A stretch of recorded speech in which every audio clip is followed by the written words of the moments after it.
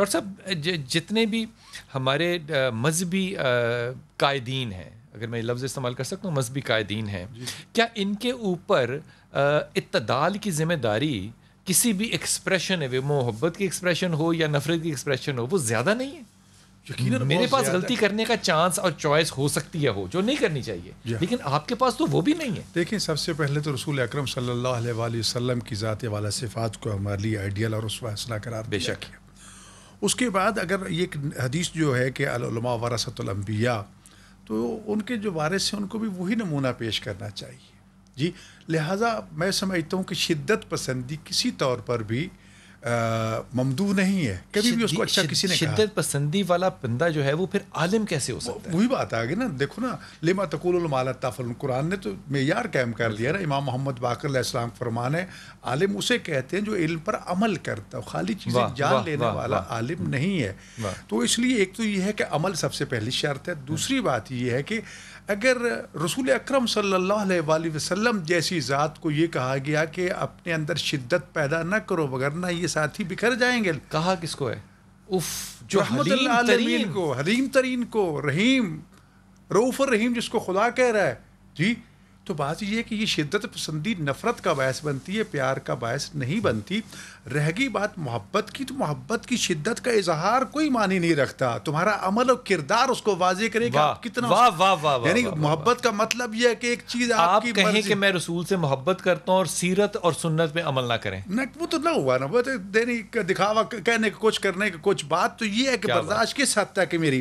میں اگر یہ برداشت کر رہا ہوں، جیسے میں نے ابھی مثال دی حضرت سارہ سلام اللہ علیہ کی، کہ وہ اللہ کی رضا کے لیے برداشت کر رہی تھی. ڈاکٹر صاحب، رسول پاک صلی اللہ علیہ وسلم وہ صحابی جو کہ غلاظت کر رہا تھا بیٹھ کے مسجد میں، آپ نے صحابہ کو روکا کہ اس کو مت روکو. دیکھو غور کیجئے کہ کیا کردار ہے نبی کا، یہ کردار مصطفی صلی اللہ علیہ وسلم، اور اس نے اسلام قبول کیا آپ کا کردار دیکھ کے. مصیبت یہ ہے ہمارے ہاں شدت پسندی، میرے سمیت میں بھی شاید انہی میں شامل ہوں، کہ ہمیں برداشت تو ہے ہی نہیں. اختلافی نقطہ نظر ہر ایک کو پیش کرنے کا اختیار حاصل ہے.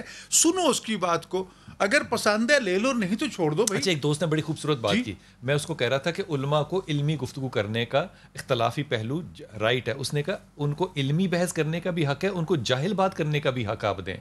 ہو سکتا ہے کہ ایک شخص جو ہے وہ بات جو کر رہا ہو وہ بڑی اپنے کم علمی کے زور پہ کر رہا ہو، لیکن منصب بڑا ہے اس کا. دیکھو، وہی برداشت کی بات آ جاتی ہے. میں ایک مختصر سا واقعہ عرض کرنا چاہتا ہوں. ہمارے ایک بزرگ عالم دین تھے، اب اس برداشت کا مجتہد تھے، لوگ ان کی تقلید کرتے تھے. ایک نوجوان نے کہا میں اس کی پہلے امتحان تو لوں. آدھی رات کو دروازہ کھٹکھٹایا، بزرگوار مسئلہ پوچھنا چاہتا ہوں. اب نیند سے بندہ اٹھ کے آئے، دروازے پہ آئے، پوچھے ہاں بیٹا. وہ جی میں مسئلہ تو بھول گیا ہوں. جی، دوسری رات پھر آدھی رات کو آ جاتا، دروازہ کھٹکھٹاتا ہے، میں مسئلہ پوچھنے کے لیے بہت بڑا مسئلہ تھا، بتاؤ بیٹے یہ مسئلہ بھول گیا ہوں. تیسری رات پھر ایسے، چوتھی رات، پانچویں رات پھر آگے. اس نے کہا جی مسئلہ یہ پخانے کا ذائقہ کیسے ہوتا ہے؟ پخانے کا ذائقہ کیسے؟ یہ سوال کیا. اب کہتے ہیں بیٹے سب سے پہلی بات تو یہ کیونکہ حرام چیز ہے، نجس چیز ہے، چکھی تو ہے نہیں کسی نے، لیکن پتہ یہ چلتا ہے جب انسان پخانہ کرتا ہے تو اس میں مکھیاں آتی، اس کا مطلب اس میں مٹھاس ہوتی ہے. کیا بات ہے. اس کے بعد جو ہے وہ کڑوا ہو جاتا ہے، اس کو وہ کیڑے پیدا ہو جاتے ہیں، اس کا مطلب وہ نمکین ہو جاتا ہے. اس کے بعد بالکل کچھ بھی نہیں رہتا، اس کا مطلب اس وقت کڑوا ہو جاتا ہے. یعنی اس نے اس وقت پاؤں میں گر جاتا ہے. کہتے مجھے مسئلہ نہیں تھا، مجھے یہ بار بار آنے کا مقصد صرف یہ تھا کہ میں دیکھوں آپ کی برداشت کیا ہے. لیکن ڈاکٹر صاحب کیسی حکمت کی بات کی ہے. بات وہی ہے، دلیل سے اسے کہتے ہیں ریشنالٹی بنانا. وجادلہم باللتی ہی احسن. خدا نے کیا کہا ہے کہ لڑنا بھی ہے تو اچھے انداز میں، اپنے منصب لڑو بھی تو منصب کے مطابق، دل کے ساتھ لڑو. لیکن افسوس آج سوشل میڈیا پہ بربادی ہو چکی ہے.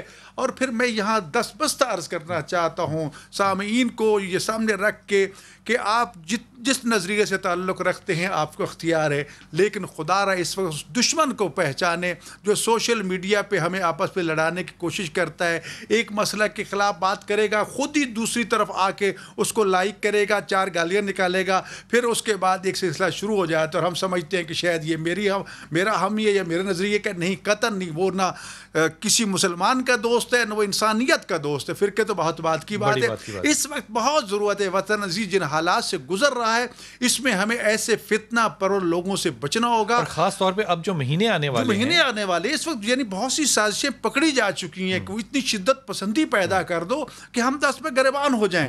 نہیں میرے بھائی، ہر ایک کو اپنا عقیدہ نظریہ رکھنے کا اختیار ہے، ہر کو اپنی شخصیات، اپنے جو بزرگان ہیں ان کے دن منانے کا اختیار ہے، اپنے طریقے سے منائیے، کسی کے معاملات میں مداخلت نہ کیجیے۔ بہت اچھی بات۔ جب تجاوز نہیں کریں گے تو کوئی آپ کی طرف تجاوز نہیں کرے گا، ہمیں برداشت کی طرف آنا چاہیے، اپنے شعائر کے مطابق، اپنے اصولوں کے مطابق، ضابطوں کے مطابق زندگی گزاریں، لیکن دوسروں پر ٹھونسنے کی کوشش نہ کریں۔